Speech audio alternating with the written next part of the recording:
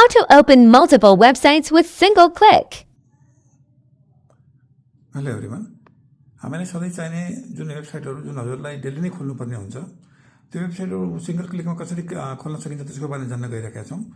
यसमा हजुरहरूले जस्तै मानौँ न्युज पोर्टल छ अथवा चाहिँ ब्याङ्किङ एप छ अथवा स्टक एक्सचेन्ज छ अथवा अरू कुनै पनि वेबसाइट छ जुन हजुरलाई सधैँ नै खोलिराख्नुपर्ने हुन्छ। त्यसको लागि हजुरले नोटप्याड खोल्नु होला। नोटप्याड खोलेर जुन वेबसाइट छ त्यसको नाम लेख्नु होला। सबभन्दा पहिले स्टार्ट लेख्नु होला। स्टार्ट नलेखिकन कुनै पनि वेबसाइट खुल्दैन।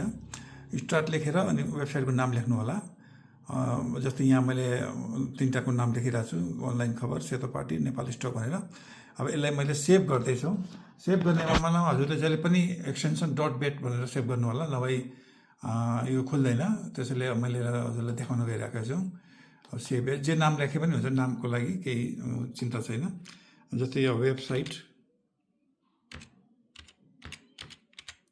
.bat ल वेबसाइट .bat मैले सेभ गरेँ। अहिले मैले डेस्कटपमा सेभ गर्दैछु।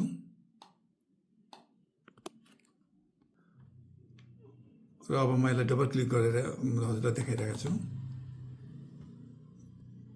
हेर्नु होला, जतिवटा वेबसाइटको नाम मैले लेखाएको थिएँ सबै अटोमेटिक खुलेर आयो। सिंगल क्लिकमा सबै वेबसाइटहरू मजाले हजुरले खोल्न सक्नुहुन्छ।